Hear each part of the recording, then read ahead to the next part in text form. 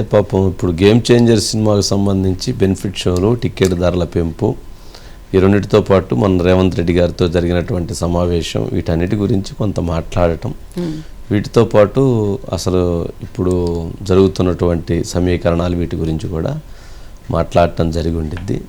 అందుట్లో ఆయన film development corporation Telangana చైర్మన్గా ఉన్నారు. అక్కడ ఉప ముఖ్యమంత్రిగా ఉన్నటువంటి పవన్ కళ్యాణ్ గారిని కలిసి సరే ఇప్పుడు రేపు జరగాల్సినటువంటి అంశాల గురించి మాట్లాడటం.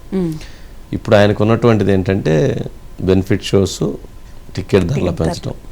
జనరల్గా దిల్ రాజు గారి పట్ల పవన్ కళ్యాణ్ గారికి మంచి అభిప్రాయం ఉంది. 100% అక్కడ టికెట్ ధరలు పెంచుతారు, బెనిఫిట్ షోలు వేస్తారు. అయితే ఇక్కడ మాత్రం రేవంత్ రెడ్డి గారు ముఖ్యమంత్రి గారు చెప్పేసరి వేయటానికే లేదు, మేము ఇవ్వమని చెప్పాను. కావున ఈ అంశం విషయంలో ఏమైనా పవన్ కళ్యాణ్ గారిని కొంచెం మీరు ఒక మాట సహాయం చేయండి అని అడిగేటువంటి ప్రయత్నం ఏమైనా చేస్తున్నారా?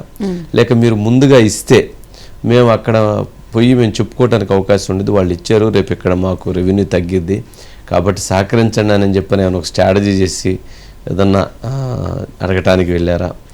సరే ఏదన్నా కానీ పొలిటికల్ సినిమాతో కూడినటువంటి రాజకీయం కాబట్టి రియల్ని కలిపి నడిపేటువంటి ప్రస్తుత పరిస్థితి దిల్ రాజు గారిది. రియల్ అందుకని ప్రస్తుతం ఆ బాధ్యత తీసుకొని వెళ్ళారని అనుకోవాలి.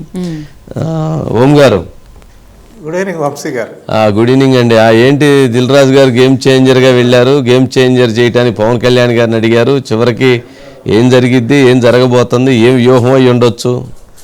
అంటే మైత్రి మూవీ మేకర్స్ అంటే ఇటు నుంచి నరుక్కుంటూ వెళ్ళారండి, దిల్ రాజు అటు నుంచి నరుక్కుంటూ వస్తున్నారండి.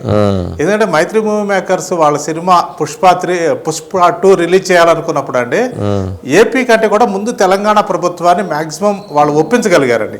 ఎందుకంటే అంతకుముందు ఎప్పుడూ లేని విధంగా ఇన్ని బెనిఫిట్ షోస్ అంటే దాదాపు అన్ని షోస్లోనూ బెనిఫిట్ షోస్ వేసుకునే ఆస్కారం, అలాగే నెంబర్ ఆఫ్ షోస్ 24 అవర్స్ వేసుకునే అవకాశం, అలాగే టికెట్ రేట్లు ఏకంగా 19 రోజులు పెట్టుకునే అవకాశం, ఇవన్నీ ఇచ్చిన తర్వాత సార్ తెలంగాణ ప్రభుత్వం మాకు ఈ అవకాశం అంటే ఆ సదుపాయాలు మాకు కల్పించింది, కాస్త మీరు కూడా చేస్తే బాగుంటుంది అనేసరికి ఆటోమేటిక్గా ఒక రకంగా డిఫెన్స్లో పడినట్టు అవుతాడు. అంటే పక్క స్టేట్లో అంత రేట్లు పెరిగిన తర్వాత అంతకుముందు కూడా మనం అనుకున్నామండి, ఆ స్థాయిలో పెంచితేనేమో జనం తిట్టుకుంటారు, పెంచకపోతేనేమో చూసారా ఇండస్ట్రీ అంటే ప్రేమ లేదు ప్రభుత్వానికి అనుకుంటారు అని కూడా మీరు ఆ రోజు చెప్పారండి. సేమ్ అదే స్ట్రాటజీ ఇప్పుడు దిల్ రాజు గారు అటు నుంచి చేస్తున్నారేమో అనిపిస్తుంది. ఎందుకంటే ఎప్పుడైతే పవన్ కళ్యాణ్ గారిని కలిసి సార్ మీరు ఇండస్ట్రీ ఫ్రెండ్లీ డిప్యూటీ సీఎం అలాగే ఇండస్ట్రీ ఫ్రెండ్లీ సీఎం ఉన్నారు కాబట్టి మీకు సినిమా కష్టాలు తెలుసు కాబట్టి మాకు కాస్త మీరు హైక్ ఇస్తే లేకపోతే బెనిఫిట్ షోస్ కాస్త వేసుకోవడానికి అవకాశం ఇస్తే మేము అక్కడ రేవంత్ రెడ్డి గారిని కూడా అడగడానికి ఆస్కారం ఉంటుంది అన్నారు. నేను అనుకోవడం అండి రేవంత్ రెడ్డి ఎంతో కొంత కరుగుతారండి ఈ విషయంలో, అంత పట్టుదలతో ఆయన అయితే ఉండరనే నేను అనుకుంటున్నాను.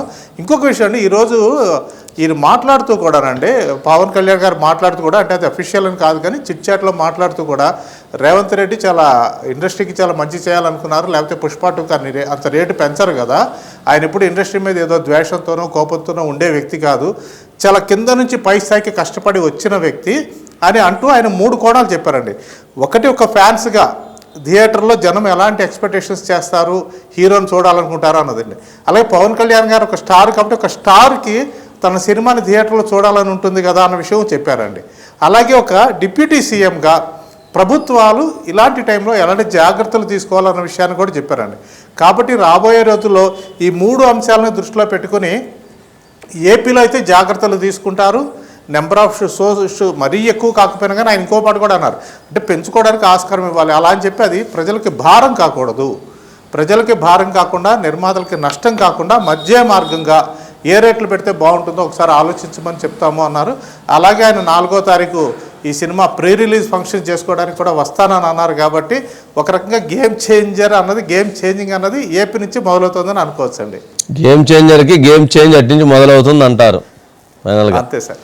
సరే కానీ మరి అలా జరగాలని ఉంటే అలా జరిగిద్ది అంతే కదా, వాళ్ళ ప్రయత్నాల ముందు అవి బలంగా ఉండేటువంటి ప్రయత్నాలు కదా ఇండస్ట్రీ. అవును, అంటే నిర్మాతలు ఆ సినిమా రిలీజ్ అప్పుడు వాళ్ళు ఎక్స్పెక్ట్ చేస్తారు కదండి, మ్యాక్సిమం ఎఫర్ట్స్ అన్ని పెడతారు, ఏ రకంగా వాళ్ళు సేఫ్ జోన్లోకి వెళ్ళాలా అని చూస్తారు. ఎందుకంటే సినిమాకి ఏమాత్రం ఇటు అటు బ్యాడ్ టాక్ వచ్చినా కానీ ఒక్కసారిగా థియేటర్కి వెళ్ళే వాళ్ళే ఉంటారు. అవునన్నా కాదన్నా పవన్ కళ్యాణ్ గారి అబ్బాయి కదండి రామ్ చరణ్, మరి అక్కడ ఆ ప్రాధాన్యత అవన్నీ అక్కడ ఏం చేయాలో ఎలా చేయాలో అనే దాంట్లో ఇక్కడ వీరెంత బాధ్యత తీసుకుంటారు, అక్కడ ఆయన కూడా అంతే బాధ్యత తీసుకుంటారు కదా. ఖచ్చితంగా అది కూడా ఉంటుందండి, కొంత కన్సర్న్ కూడా ఉంటుంది ప్రభుత్వానికి. బాబాయ్ అబ్బాయి బంధం కూడా అనుబంధం కూడా బలంగా ఉండిద్ది కదా వాళ్ళిద్దరు. అవును అది దిల్ రాజు గారికి ఉపయోగపడుతుందండి. దిల్ రాజు గారి పట్ల కూడా అభిమానం ఉందలేండి. బట్ ఇది ఎందుకంటే ఏంటంటే దిల్ రాజు కూడా అంటే పవన్ కళ్యాణ్ అంటే చాలా ప్రేమ అండి. ఆయన సినిమాలు డిస్ట్రిబ్యూట్ చేశాను నేను చాలా ఏళ్ల పాటు, కానీ ఆయనతో సినిమా తీయలేకపోయాను. చాలా కాలం అలా అనుకుంటూ ఉండగా వకీల్ సాబ్తో ఆ కోరిక తీరింది. అప్పటి నుంచి కూడా దిల్ రాజు గారు అలాగే పవన్ కళ్యాణ్ గారు కూడాను ఆ అనుబంధాన్ని కంటిన్యూ చేస్తూ వచ్చారండి. కాబట్టి ఆ రకంగా నిర్మాతల కష్టాలు దిల్ రాజు చెబితే ఆయన అర్థం చేసుకునే ఆస్కారం పవన్ కళ్యాణ్ గారికి ఉంటుంది. అలాగే ప్రభుత్వ పరంగా ఎలాంటి జాగ్రత్తలు తీసుకోవాలో ఆయన తీసుకుంటారు.